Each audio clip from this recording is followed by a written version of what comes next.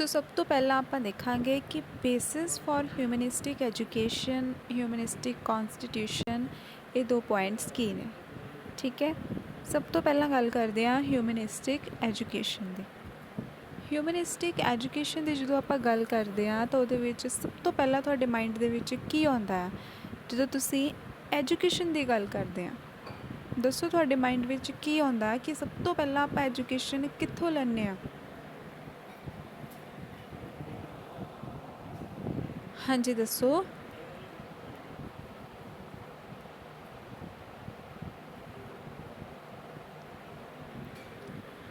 ਅੱਛਾ ਜੀ, ਇੰਨਾ ਕੁ ਤਾਂ ਤੁਹਾਨੂੰ ਪਤਾ ਹੋਏਗਾ ਨਾ ਕਿ ਹਿਊਮਨ ਬੀਇੰਗ ਦੀ ਸਭ ਤੋਂ ਪਹਿਲਾਂ ਐਜੂਕੇਸ਼ਨ ਸਟਾਰਟ ਹੁੰਦੀ ਆ ਫੈਮਿਲੀ ਤੋਂ। ਠੀਕ ਹੈ ਨਾ, ਇੰਨਾ ਕੁ ਤਾਂ ਪਤਾ ਹੈ ਨਾ ਤੁਹਾਨੂੰ ਕਿ ਸਭ ਤੋਂ ਪਹਿਲਾਂ ਫੈਮਿਲੀ ਤੋਂ ਸਟਾਰਟ ਹੁੰਦੀ ਹੈ। ਜਦੋਂ ਕੋਈ ਬੱਚਾ ਹੁੰਦਾ ਆ, ਚਾਈਲਡ ਹੁੰਦਾ ਆ, ਉਹ ਜਦੋਂ ਸਿੱਖਣਾ ਸਟਾਰਟ ਕਰਦਾ ਆ ਤਾਂ ਉਹ ਫੈਮਿਲੀ ਤੋਂ ਸਿੱਖਦਾ ਆ, ਪੇਰੈਂਟਸ ਤੋਂ ਸਿੱਖਦਾ ਆ। ਠੀਕ ਹੈ, ਉਹਨਾਂ ਦੇ ਨਾਲ ਉਹਨਾਂ ਦਾ ਰਿਲੇਸ਼ਨ ਜਿਹੜਾ ਆ ਕਲੋਜ਼ ਹੁੰਦਾ ਆ। ਘਰ ਦੇ ਵਿੱਚ ਗੱਲ ਕਰੀਏ ਤਾਂ ਠੀਕ ਹੈ, ਉਹਨਾਂ ਦੀ ਪਹਿਲਾਂ ਉਸ ਬੱਚੇ ਦੀ ਸਭ ਤੋਂ ਪਹਿਲਾਂ ਆਪਣੇ ਪੇਰੈਂਟਸ ਦੇ ਨਾਲ ਜਾਂ ਫੈਮਿਲੀ ਮੈਂਬਰਸ ਬਾਕੀ ਜਿਹੜੇ ਨੇ ਉਹਨਾਂ ਦੇ ਨਾਲ ਸਭ ਤੋਂ ਪਹਿਲਾਂ ਅੰਡਰਸਟੈਂਡਿੰਗ ਬਣਦੀ ਹੈ।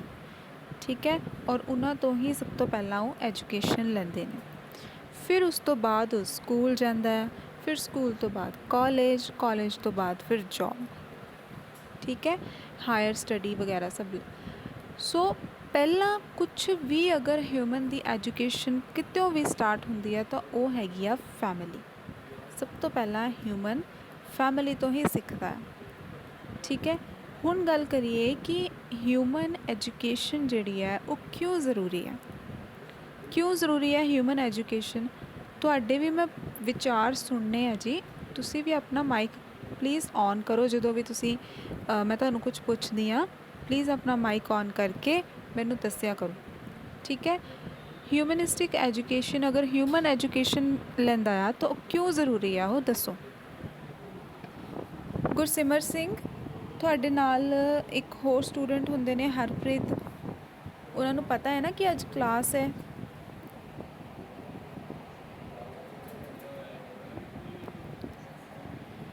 ਠੀਕ ਹੈ, ਬਟ ਉਹਨਾਂ ਨੂੰ ਪਤਾ ਹੈ ਨਾ ਕਿ ਕਲਾਸ ਹੈ। ਇੱਦਾਂ ਨਾ ਹੋਵੇ ਕਿ ਉਹ ਕਹਿਣ ਕਿ ਮੈਨੂੰ ਪਤਾ ਨਹੀਂ ਸੀ। ਤੁਹਾਡੀ ਕਲਾਸ ਮੇਰੇ ਨਾਲ ਹੀ ਲੱਗਿਆ ਕਰੇਗੀ ਜਦੋਂ ਤੱਕ ਸਿਲੇਬਸ ਤੁਹਾਡਾ ਖ਼ਤਮ ਨਹੀਂ ਹੋ ਜਾਂਦਾ ਵਾਲਾ।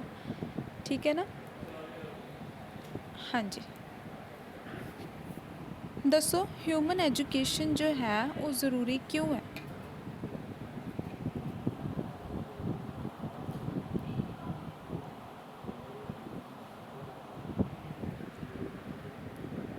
ਕੋਈ ਵੀ ਨਹੀਂ ਕੁਝ ਬੋਲ ਰਿਹਾ। ਚਲੋ ਕੋਈ ਗੱਲ ਨਹੀਂ। ਦੇਖੋ, ਜਦੋਂ ਪਹਿਲਾਂ ਕੋਈ ਵੀ ਚਾਈਲਡ ਹੈ, ਠੀਕ ਹੈ, ਉਹ ਪਹਿਲਾਂ ਫੈਮਿਲੀ ਦੇ ਵਿੱਚ ਹੁੰਦਾ, ਫਿਰ ਉਸ ਤੋਂ ਬਾਅਦ ਹੀ ਉਹ ਫੈਮਿਲੀ ਤੋਂ ਬਾਹਰ ਜਾਂ ਘਰ ਤੋਂ ਬਾਹਰ ਨਿਕਲਦਾ ਆ ਔਰ ਉੱਥੇ ਦੀ ਦੁਨੀਆ ਨੂੰ ਪਤਾ ਚੱਲਦੀ ਹੈ। ਠੀਕ ਹੈ, ਔਰ ਅਗਰ ਆਪਾਂ ਬਾਹਰ ਵਾਲੀ ਦੁਨੀਆ ਜਾਂ ਵਰਲਡ ਦੇ ਵਿੱਚ ਆਪਣੀ ਕਹਿ ਲਓ ਕਿ ਪਹਿਚਾਣ ਬਣਾਉਣੀ ਆ ਜਾਂ ਫਿਰ ਕੁਛ ਸਿੱਖਣਾ ਆ। ਠੀਕ ਹੈ, ਵਰਲਡ ਦੇ ਨਾਲ ਆਪਾਂ ਪੂਰੀ ਦੁਨੀਆ ਦੇ ਨਾਲ, ਇਹਨੂੰ ਆਪਾਂ ਪਹਿਲਾਂ ਪਿਛਲੇ ਚੈਪਟਰਸ ਦੇ ਵਿੱਚ ਕੀ ਬੋਲਿਆ ਸੀ? ਵਰਲਡ ਫੈਮਿਲੀ, ਯਾਨੀ ਕਿ ਫੈਮਿਲੀ ਆਫ ਵਰਲਡ। ਠੀਕ ਹੈ, ਉਹਨਾਂ ਦੇ ਨਾਲ ਕੋਆਰਡੀਨੇਟ ਕਰਨਾ ਆ। ਵਰਲਡ ਫੈਮਿਲੀ ਦੇ ਨਾਲ ਆਪਾਂ ਨਾਲ ਚੱਲਣਾ, ਉਹਨਾਂ ਦੇ ਸਭ ਦੇ ਨਾਲ ਹਾਰਮਨੀ ਮੇਨਟੇਨ ਕਰਨੀ ਹੈ, ਸਭ ਦੇ ਨਾਲ ਅੰਡਰਸਟੈਂਡਿੰਗ ਮੇਨਟੇਨ ਕਰਨੀ ਹੈ। ਸੋ ਉਹ ਸਾਰਿਆਂ ਦੇ ਲਈ ਐਜੂਕੇਸ਼ਨ ਬਹੁਤ ਜ਼ਰੂਰੀ ਹੈ। ਅਗਰ ਐਜੂਕੇਸ਼ਨ ਨਹੀਂ ਹੋਏਗੀ ਤਾਂ ਸਾਡੀ ਕਿਸੇ ਦੇ ਨਾਲ ਹਾਰਮਨੀ ਨਹੀਂ ਹੋਏਗੀ, ਨਾ ਹਿਊਮਨ ਟੂ ਹਿਊਮਨ ਹੋਏਗੀ, ਨਾ ਫਿਰ ਹਿਊਮਨ ਦੀ ਨੇਚਰ ਦੇ ਨਾਲ ਹੋਏਗੀ ਜਾਂ ਫਿਰ ਨੇਚਰ ਦੇ ਵਿੱਚ ਜਿੰਨੇ ਵੀ ਲਿਵਿੰਗ ਬੀਇੰਗਸ ਨੇ। ਠੀਕ ਹੈ, ਸੋ ਐਜੂਕੇਸ਼ਨ ਜੋ ਹੈ, ਹਿਊਮਨਿਸਟਿਕ ਐਜੂਕੇਸ਼ਨ ਜੋ ਹੈ ਉਹ ਬਹੁਤ ਇੰਪੋਰਟੈਂਟ ਰੋਲ ਪਲੇ ਕਰਦੀ ਆ, ਜਿਹਦੇ ਨਾਲ ਇੱਕ ਕਹਿ ਲਓ ਕਿ ਐਕਸਪੋਜਰ ਟੂ ਸਕਿੱਲ ਜਾਂ ਫਿਰ ਨੌਲੇਜ ਜਿਹੜੀ ਹੈ ਉਹ ਮਿਲਦੀ ਹੈ ਇੱਕ ਚਾਈਲਡ ਨੂੰ। ਸਭ ਤੋਂ ਪਹਿਲਾਂ ਚਾਈਲਡ ਦੀ ਹੀ ਗੱਲ ਕਰਦੇ ਹਾਂ। ਠੀਕ ਹੈ, ਇੱਕ ਬੱਚਾ ਹੀ ਹੁੰਦਾ, ਇੱਕ ਛੋਟਾ ਜਿਹਾ, ਜੋ ਇਹ ਸਾਰੀਆਂ ਚੀਜ਼ਾਂ ਸਿੱਖਦਾ ਹੈ ਵਿਦ ਐਜੂਕੇਸ਼ਨ। ਫਿਰ ਉਹਨੇ ਪਹਿਲਾਂ ਆਪਾਂ ਫੈਮਿਲੀ ਦੇ ਵਿੱਚ ਇਨਫੋਰਮਲ ਹੁੰਦੇ ਆ, ਫਿਰ ਆਪਾਂ ਬਾਹਰ ਨਿਕਲਦੇ ਹਾਂ ਤਾਂ ਆਪਾਂ ਨੂੰ ਪਤਾ ਲੱਗਦਾ ਹੈ ਕਿ ਆਪਾਂ ਨੂੰ ਫੋਰਮਲ ਹੋਣਾ ਵੀ ਜ਼ਰੂਰੀ ਹੈ। ਇੱਕ ਫੋਰਮਲ ਸਿਸਟਮ ਦੀ ਜ਼ਰੂਰਤ ਹੁੰਦੀ ਆ, ਔਰ ਇਹ ਫੋਰਮਲ ਸਿਸਟਮ ਜਿਹੜਾ ਹੁੰਦਾ ਆ ਉਹ ਕੀ ਹੁੰਦਾ ਆ? ਸਕੂਲ, ਕਾਲਜ, ਠੀਕ ਹੈ, ਆਫਿਸ, ਇਹ ਸਾਰੀਆਂ ਚੀਜ਼ਾਂ ਜਿਹੜੀਆਂ ਨੇ ਇਹ ਫਾਰਮਲ ਸਿਸਟਮ ਨੇ। ਔਰ ਅਗਰ ਇਨਫਾਰਮਲ ਦੀ ਜ਼ਰੂਰਤ ਹੈ, ਨਾਲ ਦੀ ਨਾਲ ਫਾਰਮਲ ਦੀ ਵੀ ਜ਼ਰੂਰਤ ਹੈ, ਕਿਉਂਕਿ ਅਗਰ ਫਾਰਮਲ ਸਿਸਟਮ ਨਹੀਂ ਹੋਏਗਾ ਤਾਂ ਫਿਰ ਕੀ ਹੋਏਗਾ? ਫਿਰ ਕੋਈ ਕਿਸੇ ਦੇ ਨਾਲ ਬਣਾ ਕੇ ਰੱਖੇਗਾ, ਕਿਸੇ ਦੇ ਨਾਲ ਕੋਈ ਅੰਡਰਸਟੈਂਡਿੰਗ ਨਹੀਂ ਹੋਏਗੀ, ਕਿਸੇ ਨੂੰ ਪਤਾ ਨਹੀਂ ਲੱਗਣਾ ਕਿ ਆਪਾਂ ਕਿਸੇ ਦੇ ਨਾਲ ਕਿੱਦਾਂ ਬਿਹੇਵ ਕਰਨਾ ਆ, ਠੀਕ ਹੈ, ਸੀਨੀਅਰ ਨਾਲ ਕਿੱਦਾਂ ਬਿਹੇਵ ਕਰਨਾ ਹੈ, ਬੌਸ ਨਾਲ ਕਿੱਦਾਂ ਬਿਹੇਵ ਕਰਨਾ ਹੈ। ਸੋ ਇਹ ਸਾਰੀਆਂ ਚੀਜ਼ਾਂ ਸਿੱਖਣ ਦੇ ਲਈ ਸਾਨੂੰ ਕੀ ਚਾਹੀਦਾ ਹੈ? ਇੱਕ ਫਾਰਮਲ ਸਿਸਟਮ। ਔਰ ਇਹ ਫਾਰਮਲ ਸਿਸਟਮ ਜਿਹੜਾ ਆ ਇਹੀ ਸਾਨੂੰ ਐਜੂਕੇਸ਼ਨ ਪ੍ਰੋਵਾਈਡ ਕਰਦਾ ਹੈ, ਠੀਕ ਹੈ। ਔਰ ਇਸੇ ਐਜੂਕੇਸ਼ਨ ਦੇ ਨਾਲ ਸਾਨੂੰ ਰਾਈਟ ਅੰਡਰਸਟੈਂਡਿੰਗ ਪਤਾ ਲੱਗਦੀ ਹੈ। ਓਕੇ, ਸਾਨੂੰ ਪਤਾ ਲੱਗਦਾ ਹੈ ਕਿ ਅਸੀਂ ਹਿਊਮਨ ਟੂ ਹਿਊਮਨ ਰਿਲੇਸ਼ਨਸ਼ਿਪ ਕਿੱਦਾਂ ਰੱਖਣਾ ਹੈ, ਹਿਊਮਨ ਨੇ ਅਗਰ ਨੇਚਰ ਨਾਲ ਰਿਲੇਸ਼ਨਸ਼ਿਪ ਰੱਖਣਾ ਆ ਉਹ ਕਿੱਦਾਂ ਰੱਖਣਾ ਆ। ਐਥਿਕਸ ਪਤਾ ਚੱਲਦੇ ਨੇ, ਹਿਊਮਨਿਸਟਿਕ ਐਥਿਕਸ ਪਤਾ ਚੱਲਦੇ ਨੇ, ਜਿਹੜੇ ਆਪਾਂ ਪਿਛਲੇ ਚੈਪਟਰ ਦੇ ਵਿੱਚ ਪੜ੍ਹੇ ਸੀ, ਠੀਕ ਹੈ। ਸੋ ਇਹ ਸਾਰਾ ਪਰਪਸ ਕਿਹਦਾ ਆ? ਹਿਊਮਨਿਸਟਿਕ ਐਜੂਕੇਸ਼ਨ ਦਾ। ਓਕੇ, ਬਾਕੀ ਦੂਸਰੀ ਇਹ ਗੱਲ ਹੈ ਕਿ ਜੋ ਐਜੂਕੇਸ਼ਨ ਸਿਸਟਮ ਹੈ ਫਿਲਹਾਲ that actually need to be redesigned in the light of right understanding, क्योंकि education system, I don't know about the other countries, but India ਦੇ ਵਿੱਚ we need to learn the arithmetic skills, ठीक है, skills that form a part of higher education, ਜਾਂ ਫਿਰ ਕੁਛ languages ਸਿੱਖਣੀ, ਉਹਨਾਂ languages ਨੂੰ ਬੋਲਣਾ, ਉਹਨਾਂ ਨੂੰ ਲਿਖਣਾ, ਪੜ੍ਹਨਾ, ਠੀਕ ਹੈ। ਔਰ ਅੰਡਰਸਟੈਂਡਿੰਗ ਆਪਣੀ ਪਰਸਨ ਟੂ ਪਰਸਨ ਔਰ ਹਿਊਮਨ ਦੇ ਨਾਲ, ਹਿਊਮਨ ਦੀ ਨੇਚਰ ਦੇ ਨਾਲ ਇਹ ਕਿੱਦਾਂ ਮੇਨਟੇਨ ਕਰਨੀ ਆ, ਇਹ ਵੀ ਸਾਰਾ ਐਜੂਕੇਸ਼ਨ ਸਿਸਟਮ 'ਤੇ ਡਿਪੈਂਡ ਕਰਦਾ। ਸੋ ਇਸ ਚੀਜ਼ ਦੀ ਕਮੀ ਕਿਉਂ ਆ, ਸਕਿੱਲਸ ਦੀ ਕਮੀ ਕਿਉਂ ਆ ਸਾਡੀ ਕੰਟਰੀ ਦੇ ਵਿੱਚ, ਜਿਹੜੇ ਲੋਕ ਨੇ ਉਹਨਾਂ ਦੇ ਵਿੱਚ ਕਿਉਂ ਹੈ ਇਹ ਸਾਰੀ ਕਮੀ? ਕਿਉਂਕਿ ਐਜੂਕੇਸ਼ਨ ਸਿਸਟਮ ਜਿਹੜਾ ਆ ਉਹਨੂੰ ਰੀਡਿਜ਼ਾਈਨ ਕਰਨ ਦੀ ਜ਼ਰੂਰਤ ਹੈ। ਸਮਝ ਰਹੇ ਹੋ ਤੁਸੀਂ? ਠੀਕ ਹੈ। ਹੁਣ ਇਹਦੇ ਬਾਰੇ ਮੈਂ ਹੋਰ ਕੀ ਤੁਹਾਨੂੰ ਦੱਸਾਂ? ਤੁਹਾਨੂੰ ਪਤਾ ਹੀ ਹੈ ਕਿ ਫਿਲਹਾਲ ਐਜੂਕੇਸ਼ਨ ਸਿਸਟਮ ਕਿੱਦਾਂ ਦਾ ਆ, ਠੀਕ ਹੈ। ਜ਼ਿਆਦਾ ਜਿਹੜਾ ਆ ਮਾਰਕਸ ਦੇ ਉੱਪਰ, ਇਹ ਸਾਰੀਆਂ ਚੀਜ਼ਾਂ ਦੇ ਉੱਪਰ ਜ਼ਿਆਦਾ ਫੋਕਸ ਕੀਤਾ ਜਾਂਦਾ ਆ, ਜਦ ਕਿ ਇਸ ਤੋਂ ਵੀ ਮਾਰਕਸ ਜ਼ਰੂਰੀ ਨੇ, ਲੇਕਿਨ ਇਸ ਤੋਂ ਵੀ ਜ਼ਿਆਦਾ ਜ਼ਰੂਰੀ ਕੀ ਆ? ਸਕਿੱਲਸ। ਇੱਕ ਸਟੂਡੈਂਟ ਦੇ ਵਿੱਚ ਸਕਿੱਲਸ ਹੋਣੀਆਂ, ਕਮਿਊਨੀਕੇਟ ਕਰਨ ਦੀਆਂ ਸਕਿੱਲਸ ਹੋਣੀਆਂ, ਠੀਕ ਹੈ, ਕਿ ਕਮਿਊਨੀਕੇਟ ਕਿੱਦਾਂ ਕਰਨਾ ਆ, ਬਿਹੇਵੀਅਰ ਉਹਨੂੰ ਪਤਾ ਹੋਵੇ ਕਿ ਕਿੱਦਾਂ ਕਿੱਥੇ ਕੀ ਬਿਹੇਵੀਅਰ ਕਰਨਾ ਹੈ, ਠੀਕ ਹੈ। ਫਾਰਮਲੀ ਕਿੱਦਾਂ ਬਿਹੇਵ ਕਰਨਾ ਹੈ ਔਰ ਇਨਫਾਰਮਲੀ ਵੀ ਕਿੱਦਾਂ ਬਿਹੇਵ ਕਰਨਾ ਹੈ।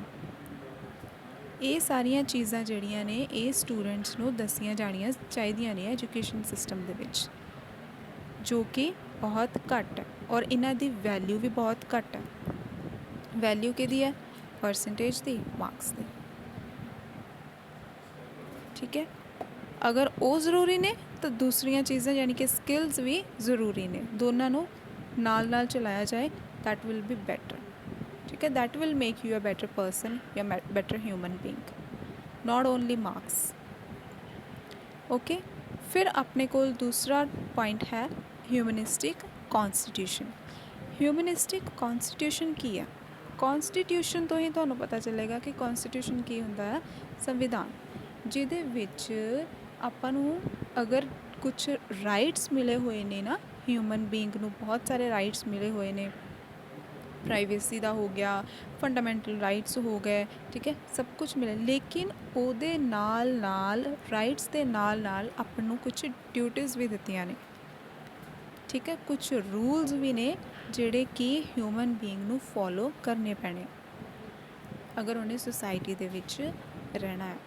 ਅਗਰ ਇਹ ਹਿਊਮਨਿਸਟਿਕ ਕੌਨਸਟੀਟਿਊਸ਼ਨ ਨਾ ਹੋਵੇ ਜਾਂ ਫਿਰ ਇਹ ਰੂਲਸ ਨਾ ਹੋਣ ਤਾਂ ਤੁਸੀਂ ਸੋਚੋ ਕਿ ਇੱਕ ਜੰਗਲ ਔਰ ਹਿਊਮਨ ਸੁਸਾਇਟੀ ਦੇ ਵਿੱਚ ਕੋਈ ਫ਼ਰਕ ਖਾਸ ਰਹਿ ਨਹੀਂ ਜਾਣਾ, ਠੀਕ ਹੈ। ਇਸੇ ਲਈ ਇੱਕ ਜੰਗਲ ਔਰ ਹਿਊਮਨ ਸੁਸਾਇਟੀ ਦੇ ਵਿੱਚ ਫ਼ਰਕ ਹੈ, ਕਿਉਂਕਿ ਇੱਧਰ ਆਪਣੀ ਸੁਸਾਇਟੀ ਦੇ ਵਿੱਚ ਹਿਊਮਨਸ ਦੇ ਵਿੱਚ ਕੁਛ ਰੂਲਸ ਨੇ ਜਿਹੜੇ ਫੋਲੋ ਕਰਨੇ ਪੈਣੇ ਆ ਹਿਊਮਨ ਬੀਇੰਗ ਨੂੰ, ਠੀਕ ਹੈ। ਬਾਕੀ ਪ੍ਰੈਜ਼ੈਂਟਲੀ ਅਗਰ ਦੇਖਿਆ ਜਾਏ ਤਾਂ ਹਿਊਮਨ ਸੁਸਾਇਟੀ ਜਿਹੜੀ ਹੈ that is actually divided into various caste, religions ਜਾਂ ਨੈਸ਼ਨੈਲਿਟੀਜ਼, ਜੋ ਕੀ ਕਰ ਰਹੇ ਨੇ ਸਾਨੂੰ, ਜਿਨ੍ਹਾਂ ਦਾ ਓਬਜੈਕਟਿਵ ਜੋ ਹੈ ਕੁਛ ਹੋਰ ਹੀ ਹੈ, ਠੀਕ ਹੈ। ਅਗਰ ਕਾਸਟ ਵਗੈਰਾ, ਰਿਲੀਜਨਸ ਵਗੈਰਾ, ਨੈਸ਼ਨੈਲਿਟੀਜ਼ ਵਗੈਰਾ, ਇਹ ਸਾਰੀਆਂ ਚੀਜ਼ਾਂ ਦੇ ਉੱਪਰ ਅਗਰ ਆਪਾਂ ਫੋਕਸ ਕਰੀਏ ਤਾਂ ਇਹ ਸਾਨੂੰ ਸਾਡੇ ਮੇਨ ਮੁੱਦੇ ਤੋਂ ਭਟਕਾਉਂਦੀਆਂ ਨੇ। ਠੀਕ ਹੈ। ਹਿਊਮਨ ਕੌਨਸਟੀਟਿਊਸ਼ਨ ਦਾ ਇਹ ਸਾਰੀਆਂ ਚੀਜ਼ਾਂ ਦੇ ਨਾਲ ਕੋਈ ਲੈਣਾ ਦੇਣਾ ਨਹੀਂ ਹੈ।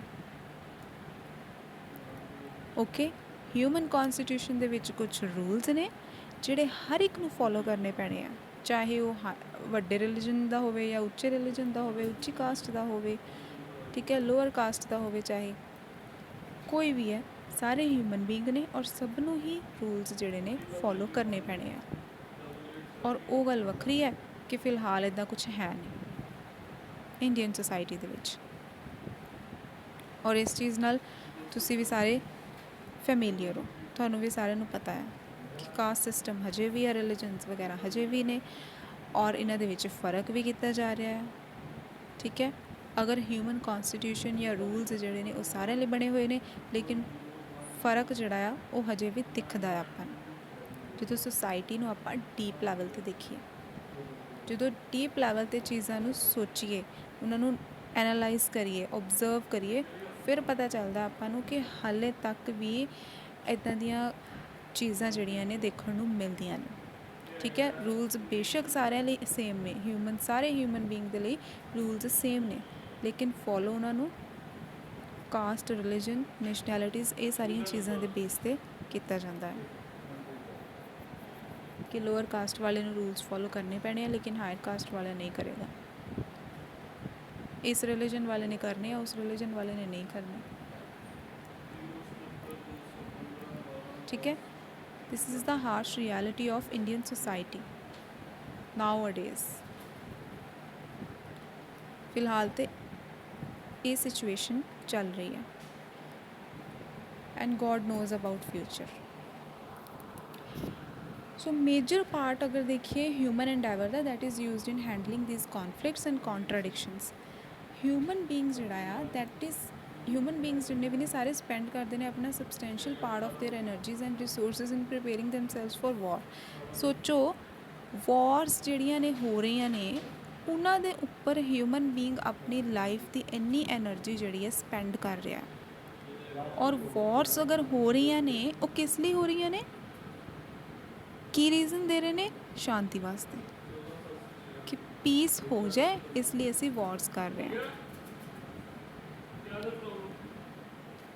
ਤੋ ਇਸ ਚੀਜ਼ ਦਾ ਕੋਈ ਲੌਜਿਕ ਬਣ ਨਹੀਂ ਰਿਹਾ ਕਿ ਤੁਸੀਂ ਇੱਕ ਸਾਈਡ 'ਤੇ ਕਹਿ ਰਹੇ ਹੋ ਕਿ ਸ਼ਾਂਤੀ ਹੋ ਜਾਏ, ਉਹਦੇ ਲਈ ਅਸੀਂ ਵॉर्स ਕਰ ਰਹੇ ਹਾਂ।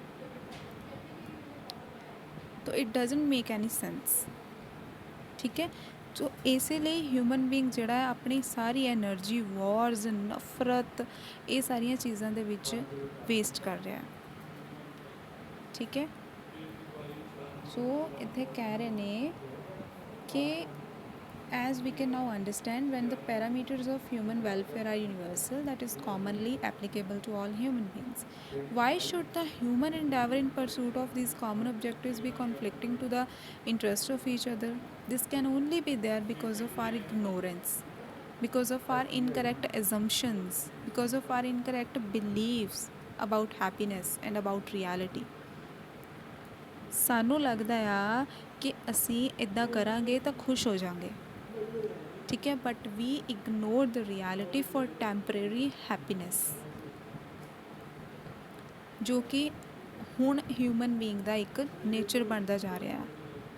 ਤੁਸੀਂ ਕਦੇ ਵੀ ਇਸ ਚੀਜ਼ ਨੂੰ ਬੇਸ਼ੱਕ ਸੋਚਿਓ ਆਪਣੇ ਬਾਰੇ ਕਿ ਆਪਾਂ ਕੀ ਕਰਦੇ ਹਾਂ। ਵਾਟ ਡੂ ਵੀ ਡੂ ਕਿ we ignore the reality for temporary happiness, we ignore the truth for temporary happiness. ਫਿਲਹਾਲ ਤਾਂ ਆਪਾਂ ਸੋਚਦੇ ਹਾਂ ਕਿ ਨਹੀਂ ਅਸੀਂ ਇੱਦਾਂ ਕੁਛ ਨਹੀਂ ਕਰਦੇ, ਲੇਕਿਨ ਜਦੋਂ ਤੁਸੀਂ ਆਪਣੇ ਆਪ ਨੂੰ ਐਨਾਲਾਈਜ਼ ਕਰਦੇ ਹੋ, ਆਪਣੇ ਆਪ ਨੂੰ ਓਬਜ਼ਰਵ ਕਰਦੇ ਹੋ, ਐਕਸਪਲੋਰ ਕਰਦੇ ਹੋ, ਤਾਂ ਤੁਹਾਨੂੰ ਪਤਾ ਚੱਲੇਗਾ ਕਿ ਇਹ ਚੀਜ਼ ਸਾਡੇ 'ਚ ਵੀ ਹੈ। ਅਸੀਂ ਬਹੁਤ ਜ਼ਿਆਦਾ ਇੱਦਾਂ ਦੀਆਂ ਚੀਜ਼ਾਂ ਇਗਨੋਰ ਕਰ ਦਿੰਦੇ ਨੇ ਜੋ ਐਕਚੁਅਲ 'ਚ ਰੀਅਲ ਨੇ, ਜੋ ਰਿਐਲਿਟੀ ਆ, ਆਪਾਂ ਉਹਨਾਂ ਨੂੰ ਇਗਨੋਰ ਕਰਦੇ ਨੇ ਸਿਰਫ ਔਰ ਸਿਰਫ ਟੈਂਪਰੇਰੀ ਖੁਸ਼ੀ ਵਾਸਤੇ, ਕਿ ਥੋੜ੍ਹੇ ਟਾਈਮ ਲਈ ਖੁਸ਼ ਹੋ ਜਾਵਾਂਗੇ। And what about the future?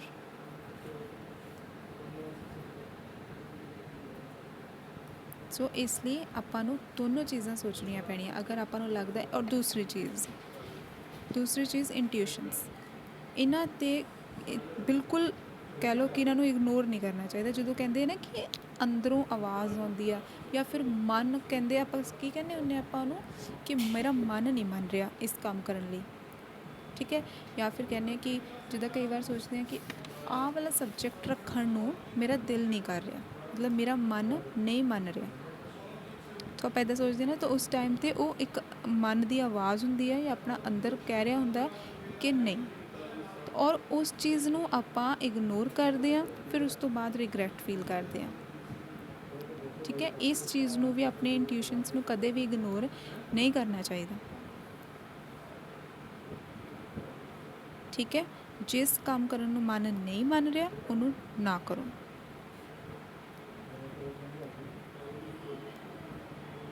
Okay, ਹੁਣ ਯੈਸ ਕਰਨ ਇਹਨੂੰ ਦੂਸਰੀ ਸਾਈਡ ਪੱਕਾ ਲੈ ਕੇ ਜਾਣਗੇ ਕਿ ਮੈਮ ਸਾਡਾ ਤਾਂ ਫਿਰ ਪੜ੍ਹਨ ਨੂੰ ਵੀ ਦਿਲ ਨਹੀਂ ਕਰਦਾ, ਤਾਂ ਫਿਰ ਅਸੀਂ ਨਾ ਪੜ੍ਹੀਏ, ਹੈ ਨਾ ਯੈਸ ਕਰਨ।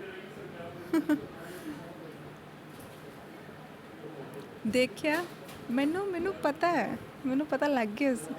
ਮੈਂ ਕਿਹਾ ਯੈਸ ਕਰਨ ਪੱਕਾ ਇਹ ਸੋਚਦੇ ਹੋਣੇ ਆ। ਲੇਕਿਨ ਹਰ ਇੱਕ ਚੀਜ਼ ਦੇ ਨਾ, ਮੈਂ ਹਮੇਸ਼ਾ ਕਹਿੰਦੀ ਹਾਂ ਕਿ ਸਿੱਕੇ ਦੇ ਦੋ ਪਹਿਲੂ ਹੁੰਦੇ ਆ। ਆਪਾਂ ਸਿਰਫ ਉਹਦਾ ਇੱਕ ਦੇਖ ਲੈਂਦੇ, ਦੂਸਰਾ ਨਹੀਂ ਦੇਖਦੇ। ਇੱਕ ਸਾਈਡ ਦੇਖਦੇ ਹਾਂ ਹਮੇਸ਼ਾ, ਦੂਸਰੀ ਨਹੀਂ ਦੇਖਦੇ ਆਪਾਂ। ਦੋਨੋਂ ਚੀਜ਼ਾਂ ਸੋਚਣੀਆਂ ਚਾਹੀਦੀਆਂ, ਫਿਰ ਪਤਾ ਲੱਗਦਾ, ਠੀਕ ਹੈ। ਅੱਛਾ ਜੀ, ਲੇਕਿਨ ਹੁਣ ਇਹਦੀ ਅਗਰ ਆਪਾਂ ਇਸ ਚੀਜ਼ ਦੇ ਨਾਲ ਰਿਲੇਟ ਕਰੀਏ ਤਾਂ ਕਹਿੰਦੇ ਨੇ ਨਾ ਕਿ ਹਰ ਇੱਕ ਇਨਸਾਨ ਨੂੰ ਆਪਣਾ ਇੰਟਰਸਟ ਦੇਖਣਾ ਚਾਹੀਦਾ ਆ, ਕਿ ਮੇਰੀ ਖੁਸ਼ੀ ਕਿਹਦੇ ਵਿੱਚ ਆ, ਮੇਰਾ ਇੰਟਰਸਟ ਕਿਹਦੇ ਵਿੱਚ ਆ, ਉਹੀ ਕੰਮ ਕਰਨਾ ਚਾਹੀਦਾ ਹੈ, ਠੀਕ ਹੈ। ਜਿਹਦੇ ਵਿੱਚ ਇੰਟਰਸਟ ਨਹੀਂ ਹੈ, ਜਿਹਦੇ ਵਿੱਚ ਮਨ ਨਹੀਂ ਮੰਨ ਰਿਹਾ, ਅੰਦਰੋਂ ਆਵਾਜ਼ ਆ ਰਹੀ ਹੈ ਕਿ ਨਹੀਂ ਕਰਨਾ ਇਹ ਵਾਲਾ ਕੰਮ, ਨਹੀਂ ਕਰ ਸਕਦੀ ਜਾਂ ਨਹੀਂ ਉਹ ਕਰਨਾ ਮੈਂ, ਤਾਂ ਉਹ ਨਾ ਕਰੋ, ਠੀਕ ਹੈ। ਅੱਛਾ ਜੀ, ਫਿਰ ਸੋ ਹਿਊਮਨਿਸਟਿਕ ਕੌਨਸਟੀਟਿਊਸ਼ਨ ਦੇ ਵਿੱਚ ਕਿ ਰੂਲਸ ਜਿਹੜੇ ਨੇ ਕੁਛ ਹਿਊਮਨ ਬੀਇੰਗ ਦੇ ਵਾਸਤੇ ਬਣੇ ਹੋਏ ਨੇ, ਜਿਹੜੇ ਕਿ ਫੋਲੋ ਕਰਨੇ ਹੀ ਪੈਣੇ ਆ, ਨਹੀਂ ਤਾਂ ਫਿਰ ਸੁਸਾਇਟੀ 'ਚ ਆਪਾਂ ਨੂੰ ਕਿਸੇ ਨੇ ਰਹਿਣ ਨਹੀਂ ਦੇਣਾ ਜੇ ਆਪਾਂ ਇੱਦਾਂ ਰੂਲਸ ਫੋਲੋ ਨਾ ਕੀਤੇ, ਠੀਕ ਹੈ। ਫਿਰ ਉਹ ਆਪਾਂ ਹਿਊਮਨ ਬੀਇੰਗ ਵੀ ਨਹੀਂ ਰਹਿਣਾ ਇੱਕ ਤਰ੍ਹਾਂ। ਜੋ ਰੂਲਸ ਨੂੰ ਫੋਲੋ ਕਰਦਾ ਆ ਉਹੀ ਹਿਊਮਨ ਹੈ, ਜੋ ਰੂਲਸ ਨੂੰ ਫੋਲੋ ਨਹੀਂ ਕਰਦਾ ਉਹ ਤਾਂ ਫਿਰ ਐਨੀਮਲਸ ਹੋ ਗਏ। ਉਹ ਵੀ ਇੱਦਾਂ ਹੀ ਹੁੰਦੇ ਜੰਗਲ ਦੇ ਵਿੱਚ ਸਾਰੇ, ਉਹਨਾਂ ਦਾ ਕੋਈ ਰੂਲਸ ਨਹੀਂ ਹੁੰਦਾ, ਠੀਕ ਹੈ। ਔਰ ਇਸੇ ਲਈ ਗਵਰਨਮੈਂਟ ਬਣਾਈ ਜਾਂਦੀ ਹੈ ਤਾਂ ਕਿ ਹਰ ਇੱਕ ਸਿਸਟਮ ਦਾ ਇੱਕ ਕੰਟਰੋਲ ਹੋਵੇ, ਹਰ ਇੱਕ ਸਿਸਟਮ ਦੇ ਉੱਪਰ ਇੱਕ ਕੰਟਰੋਲ ਹੋਵੇ, ਨਹੀਂ ਤਾਂ ਫਿਰ ਜੰਗਲ ਔਰ ਹਿਊਮਨ ਸੁਸਾਇਟੀ 'ਚ ਕੋਈ ਫਰਕ ਨਹੀਂ ਰਹਿ ਜਾਣਾ, ਠੀਕ ਹੈ। ਇਸ ਲਈ ਹਿਊਮਨਿਸਟਿਕ ਕੌਨਸਟੀਟਿਊਸ਼ਨ ਵੀ ਜ਼ਰੂਰੀ ਹੈ। ਨੈਕਸਟ ਟੌਪਿਕ ਜਿਹਦੀ ਗੱਲ ਕਰ ਰਹੇ ਨੇ, universal human order. Universal human order ਜਿਹੜਾ ਮੈਂ ਪਹਿਲਾਂ ਆਈ ਥਿੰਕ ਕਰਵਾ ਦਿੱਤਾ ਤੁਹਾਨੂੰ, ਜਿਹਦੇ ਵਿੱਚ ਮੈਂ ਤੁਹਾਨੂੰ ਦੱਸਿਆ ਸੀ ਕਿ ਹਿਊਮਨ ਆਰਡਰ ਸਭ ਤੋਂ ਪਹਿਲਾਂ ਕੀ ਹੈ। ਯੂਨੀਵਰਸਲ ਹਿਊਮਨ ਆਰਡਰ ਕੀ ਹੈ ਕਿ ਤੁਸੀਂ ਇੱਕ ਹਿਊਮਨ ਬੀਇੰਗ ਨੇ ਦੂਸਰੇ ਹਿਊਮਨ ਬੀਇੰਗ ਦੇ ਨਾਲ ਕਿੱਦਾਂ ਹਾਰਮਨੀ ਮੇਨਟੇਨ ਕਰਨੀ ਹੈ। ਸਿਰਫ ਹਿਊਮਨ ਨਾਲ ਹੀ ਨਹੀਂ, ਨੇਚਰ ਨਾਲ ਵੀ ਕਿੱਦਾਂ ਹਾਰਮਨੀ ਮੇਨਟੇਨ ਕਰਨੀ ਹੈ, ਔਰ ਨੇਚਰ ਦੇ ਵਿੱਚ ਜਿਹੜੇ ਲਿਵਿੰਗ ਬੀਇੰਗਸ ਨੇ ਉਹਨਾਂ ਨਾਲ ਵੀ, ਠੀਕ ਹੈ। ਆਪਾਂ ਸਿਰਫ ਇਹ ਨਹੀਂ ਸੋਚ ਸਕਦੇ ਕਿ ਅਗਰ ਮੈਂ ਹਿਊਮਨ ਆ ਦੂਸਰੇ ਹਿਊਮਨ ਦੇ ਨਾਲ ਠੀਕ ਆ ਤਾਂ that is okay, what about the animals, ਛੱਡੋ ਉਹਨਾਂ ਦੀ, ਹਾਊ ਡਜ਼ ਇਟ ਮੈਟਰ, ਨੋ। ਅਗਰ ਹਿਊਮਨ ਦਾ ਹਿਊਮਨ ਦੇ ਨਾਲ ਰਿਲੇਸ਼ਨਸ਼ਿਪ ਅੱਛਾ ਹੋਣਾ ਚਾਹੀਦਾ ਤਾਂ ਹਿਊਮਨ ਦਾ ਨੇਚਰ ਨਾਲ ਵੀ ਰਿਲੇਸ਼ਨਸ਼ਿਪ ਅੱਛਾ ਹੀ ਹੋਣਾ ਚਾਹੀਦਾ ਹੈ, ਠੀਕ ਹੈ। ਤਾਂ ਹੀ ਉਹ ਇੱਕ ਹਿਊਮਨ ਆਰਡਰ ਜਿਹੜਾ ਆ ਬਣੇਗਾ, ਔਰ ਜਿਹੜੇ ਉਹਦੇ ਵਿੱਚ ਲਿਵਿੰਗ ਬੀਇੰਗਸ ਨੇ ਉਹਨਾਂ ਨਾਲ ਵੀ। ਆਪਾਂ ਇਹ ਨਹੀਂ ਕਹਿ ਸਕਦੇ ਕਿ ਅਸੀਂ ਸੁਪੀਰੀਅਰ ਆ ਹਿਊਮਨ ਬੀਇੰਗ ਅਤੇ ਐਨੀਮਲਸ ਜਿਹੜੇ ਨੇ ਉਹ ਇਨਫੀਰੀਅਰ ਨੇ, ਤਾਂ ਉਹਨਾਂ ਨਾਲ ਕੁਛ ਵੀ ਕੀਤਾ ਜਾਏ, ਨਹੀਂ, ਠੀਕ ਹੈ। ਸੋ ਉਹਨਾਂ ਵਿੱਚ ਵੀ ਆਪਾਂ ਹਾਰਮਨੀ ਮੇਨਟੇਨ ਰੱਖਣੀ ਹੈ। ਸੋ ਇਹਦੇ ਵਿੱਚ ਨੇ ਕੁਛ 5 ਡਾਇਮੈਂਸ਼ਨਸ ਹਿਊਮਨ ਐਂਡੇਵਰ ਦੇ, ਜਿਹੜੇ ਕੀ ਨੇ ਸੁਸਾਇਟੀ ਦੇ ਵਿੱਚ ਜ਼ਰੂਰੀ ਨੇ। ਪਹਿਲਾ ਕਿਹੜਾ ਆ, ਐਜੂਕੇਸ਼ਨ। ਮੈਂ ਪਿਛਲੇ ਚੈਪਟਰ ਦੇ ਵਿੱਚ ਆਈ ਥਿੰਕ ਤੁਹਾਨੂੰ ਦੱਸਿਆ ਸੀ ਇਹ ਸਾਰੇ ਟੌਪਿਕ, ਹੈ ਨਾ। ਇੱਕ ਵਾਰ ਫਿਰ ਦੱਸ ਦਿੰਦੀ ਕਿ ਪਹਿਲਾਂ ਸੀ ਐਜੂਕੇਸ਼ਨ ਤਾਂ ਜ਼ਰੂਰੀ ਹੈ ਹੀ, ਫਿਰ ਉਸ ਤੋਂ ਬਾਅਦ ਹੈਲਥ, ਫਿਰ ਹੈ ਪ੍ਰੋਡਕਸ਼ਨ ਯਾਨੀ ਕਿ ਕੰਮ ਕਰਨਾ, ਵਰਕ, ਦੈਨ ਜਸਟਿਸ ਵੀ ਜ਼ਰੂਰੀ ਹੈ। ਜਸਟਿਸ ਨੂੰ ਆਪਾਂ ਪ੍ਰੋਟੈਕਸ਼ਨ ਦੀ ਤਰ੍ਹਾਂ ਵੀ, ਸੁਰੱਖਿਆ ਜਿਹਨੂੰ ਕਹਿ ਦਿੰਦੇ ਹਾਂ, ਉਹਦੇ ਵਿੱਚ ਵੀ ਲੈ ਸਕਦੇ ਹਾਂ, ਠੀਕ ਹੈ। ਉਸ ਤੋਂ ਬਾਅਦ ਐਕਸਚੇਂਜ, ਦੈਟ ਇਜ਼ ਸਟੋਰੇਜ। ਇਹ ਹੈਗੇ ਨੇ 5 dimensions of universal human order, okay. ਜਿਹੜੇ ਕਿ ਆਪਾਂ ਹਮੇਸ਼ਾ ਯਾਦ ਰੱਖਣੇ ਆ ਔਰ ਇਹਨਾਂ ਨੂੰ ਫੋਲੋ ਕਰਨਾ। ਐਜੂਕੇਸ਼ਨ ਪਹਿਲਾਂ ਹੈ, ਸੋ ਐਜੂਕੇਸ਼ਨ ਸਭ ਤੋਂ ਪਹਿਲਾਂ ਜ਼ਰੂਰੀ ਹੈ। ਐਜੂਕੇਸ਼ਨ ਤੋਂ ਬਿਨਾਂ ਕੁਝ ਵੀ ਨਹੀਂ ਆ ਹਿਊਮਨ ਬੀਇੰਗ, ਠੀਕ ਹੈ। ਉਸ ਤੋਂ ਬਾਅਦ ਹੈਲਥ। ਹੈਲਥ ਤਾਂ ਹੈ ਹੀ ਇੰਪੋਰਟੈਂਟ। ਉਹ ਕਹਿੰਦੇ ਹੁੰਦੇ ਨਾ ਕਿ ਅਗਰ ਜਾਨ ਹੈ ਤਾਂ ਜਹਾਨ ਹੈ। ਅਗਰ ਹੈਲਥ ਨਹੀਂ ਹੈ ਅੱਛੀ ਤਾਂ ਕੁਛ ਵੀ ਨਹੀਂ ਹੈ। ਫਿਰ ਐਜੂਕੇਸ਼ਨ ਆ ਪ੍ਰੋਡਕਸ਼ਨ ਵੀ ਨਹੀਂ, ਵਰਕ ਵੀ ਨਹੀਂ ਹੋਣਾ, ਜਸਟਿਸ ਐਕਸਚੇਂਜ ਕੁਛ ਵੀ ਨਹੀਂ, ਕਿਸੇ ਕੰਮ ਦੇ ਵੀ ਨਹੀਂ, ਠੀਕ ਹੈ। ਫਿਰ ਉਸ ਤੋਂ ਬਾਅਦ ਵਰਕ ਪ੍ਰੋਡਕਸ਼ਨ। ਅਗਰ ਹੈਲਥ ਅੱਛੀ ਹੈ ਤਾਂ ਫਿਰ ਪ੍ਰੋਡਕਸ਼ਨ ਯਾਨੀ ਕਿ ਵਰਕ ਤਾਂ ਜ਼ਰੂਰੀ ਹੈ ਹੀ ਹੈ, ਨਹੀਂ ਤਾਂ ਫਿਰ ਉਹ ਅੱਛੀ ਹੈਲਥ ਦਾ ਕੋਈ ਫਾਇਦਾ ਨਹੀਂ ਹੈ, ਠੀਕ ਹੈ। ਫਿਰ ਜਸਟਿਸ ਦੈਨ ਐਕਸਚੇਂਜ। ਹੁਣ ਗੱਲ ਕਰਦੇ ਹਾਂ ਇਹਦੀ ਕਿ ਇਹ ਜਿਹੜੇ ਸਟੈਪਸ ਨੇ ਇਹਨਾਂ ਨੂੰ ਆਪਸ ਦੇ ਵਿੱਚ ਮਿਲਾ ਕੇ ਤਾਂ ਫਿਰ ਆਪਾਂ ਕੀ ਸਿੱਖਦੇ ਹਾਂ ਜਦੋਂ ਇਹ ਸਾਰੀਆਂ ਚੀਜ਼ਾਂ ਹੁੰਦੀਆਂ ਨੇ। ਪਹਿਲਾਂ ਆਪਾਂ ਫੈਮਿਲੀ ਚੁਣਦੇ ਹਾਂ, ਫਿਰ ਆਪਾਂ ਫੈਮਿਲੀ ਕਲਸਟਰ। ਦੇਖੋ ਸਭ ਤੋਂ ਪਹਿਲਾਂ ਜਦੋਂ ਇੱਕ ਬੱਚਾ ਸਿੱਖਦਾ ਹੈ ਪਹਿਲਾਂ ਪੇਰੈਂਟਸ ਤੋਂ ਸਿੱਖਦਾ ਆ, ਠੀਕ ਹੈ। ਪਹਿਲਾਂ ਪੇਰੈਂਟਸ ਦੇ ਕਲੋਜ਼ ਹੁੰਦਾ ਆ, ਪਹਿਲਾਂ ਮਦਰ ਦੇ ਕਲੋਜ਼ ਹੁੰਦਾ, ਉਸ ਤੋਂ ਵੀ ਪਹਿਲਾਂ ਫਿਰ ਹੌਲੀ ਹੌਲੀ ਫਾਦਰ ਦੇ। ਮਦਰ ਫਾਦਰ ਦੇ ਕਲੋਜ਼ ਹੋਣ ਤੋਂ ਬਾਅਦ ਫੈਮਿਲੀ ਦੇ ਜਿਹੜੇ ਹੋਰ ਮੈਂਬਰਸ ਨੇ ਉਹਨਾਂ ਦੇ ਨਾਲ ਉਹ ਕਲੋਜ਼ ਹੁੰਦਾ ਹੈ, ਠੀਕ ਹੈ। ਜਦੋਂ ਫੈਮਿਲੀ ਤੋਂ ਬਾਅਦ ਕਿੱਥੇ ਕਲੋਜ਼ ਹੋਏ, ਫੈਮਿਲੀ ਕਲਸਟਰ। ਫਿਰ ਉਸ ਤੋਂ ਬਾਅਦ ਫੈਮਿਲੀ ਕਲਸਟਰ ਤੋਂ ਬਾਅਦ ਆਉਂਦਾ ਹੈ ਵਿਲੇਜ ਜਾਂ ਕਮਿਊਨਿਟੀ। ਜਦੋਂ ਤੁਸੀਂ ਘਰ ਤੋਂ ਬਾਹਰ ਨਿਕਲਦੇ ਹੋ ਫਿਰ ਉੱਥੇ ਜਿਹੜੇ ਜਿਸ ਏਰੀਆ ਦੇ ਵਿੱਚ ਰਹਿੰਦੇ ਹੋ ਉੱਥੇ ਤੁਸੀਂ ਹਾਰਮਨੀ ਮੇਨਟੇਨ ਕਰਦੇ ਹੋ, ਉੱਥੇ ਦੀ ਤੁਹਾਡੀ ਰਾਈਟ ਅੰਡਰਸਟੈਂਡਿੰਗ ਹੁੰਦੀ ਆ, ਹਰ ਇੱਕ ਨਾਲ ਤੁਹਾਡੀ ਬਣਦੀ ਹੈ, ਤੁਸੀਂ ਹਰ ਇੱਕ ਨਾਲ ਗੱਲ ਕਰਦੇ ਹੋ, ਹਰ ਇੱਕ ਨੂੰ ਸਮਝਦੇ ਹੋ, ਜਾਣਦੇ ਹੋ, ਠੀਕ ਹੈ। ਫਿਰ ਉਸ ਤੋਂ ਬਾਅਦ ਆਉਂਦਾ ਵਿਲੇਜ ਕਲਸਟਰ ਯਾਨੀ ਕਿ ਇੱਕ ਕਹਿ ਲਓ ਡਿਸਟ੍ਰਿਕਟ ਕਹਿ ਲਓ, ਠੀਕ ਹੈ। ਜਦੋਂ ਇੱਕ ਡਿਸਟ੍ਰਿਕਟ ਜਾਂ ਫਿਰ ਇੱਕ ਸਟੇਟ ਕਹਿ ਲਓ। ਫਿਰ ਉਸ ਤੋਂ ਬਾਅਦ ਆਉਂਦੀ ਹੈ ਵਰਲਡ ਫੈਮਿਲੀ, ਜਦੋਂ ਤੁਸੀਂ ਹੋਰ ਵੀ ਬਾਹਰ ਨਿਕਲਦੇ ਹੋ, ਦੁਨੀਆ ਦੇਖਦੇ ਹੋ। ਔਰ ਇਹ ਸਾਰੀਆਂ ਚੀਜ਼ਾਂ ਦੇ ਲਈ ਆਹ 5 ਡਾਇਮੈਂਸ਼ਨਸ ਜਿਹੜੇ ਨੇ ਪਹਿਲਾਂ ਦੱਸੇ ਮੈਂ ਤੁਹਾਨੂੰ, ਇਹ ਸਾਰੇ ਹੋਣੇ ਜ਼ਰੂਰੀ ਨੇ, ਠੀਕ ਹੈ। ਤਾਂ ਹੀ ਤੁਹਾਡੀ ਜਿਹੜੀ ਫੈਮਿਲੀ ਕਲਸਟਰ ਜਾਂ ਵਿਲੇਜ ਕਲਸਟਰ ਜਾਂ ਵਰਲਡ ਫੈਮਿਲੀ, ਇਹਨਾਂ ਸਾਰਿਆਂ ਦੇ ਨਾਲ ਤੁਹਾਡੀ ਅੰਡਰਸਟੈਂਡਿੰਗ ਅੱਛੀ ਹੋਏਗੀ, ਠੀਕ ਹੈ। ਇਹਨਾਂ ਡਾਇਮੈਂਸ਼ਨਸ ਦੇ ਨਾਲ education, health, production, justice, exchange, okay. So ਇਹ ਅਗਰ ਹੋਣਗੇ ਤਾਂ ਹੀ ਤੁਸੀਂ ਅੱਗੇ ਵੱਧ ਸਕਦੇ ਹੋ। In each of 5 dimensions we can visualize a human system, be in education, health, production, exchange or justice, and conceptualize a harmoniously functioning society. Social organization can proceed from family to world family with representative bodies of person। ਯਾਨੀ ਕਿ social ਅਗਰ ਤੁਸੀਂ ਚਾਹੁੰਦੇ ਹੋ ਨਾ ਕਿ family ਤੋਂ world family ਦੇ ਨਾਲ ਤੁਹਾਡੀ ਔਰਗਨਾਈਜੇਸ਼ਨ, ਸੋਸ਼ਲ ਔਰਗਨਾਈਜੇਸ਼ਨ ਅੱਛੀ ਹੋਵੇ ਤਾਂ ਉਹਦੇ ਲਈ ਇਹ ਚੀਜ਼ਾਂ ਹੋਣੀਆਂ ਜ਼ਰੂਰੀ ਨੇ ਤੁਹਾਡੇ ਵਿੱਚ। ਅਗਰ ਇਹਨਾਂ 'ਚੋਂ ਇੱਕ ਵੀ ਮਿਸਿੰਗ ਹੈ ਤਾਂ ਉੱਥੇ ਫਿਰ ਤੁਹਾਡੇ ਅੰਡਰਸਟੈਂਡਿੰਗ ਦੇ ਵਿੱਚ ਕੁਝ ਇਮਬੈਲੈਂਸ ਜਿਹੜਾ ਆ ਉਹ ਹੋ ਜਾਏਗਾ, ਠੀਕ ਹੈ।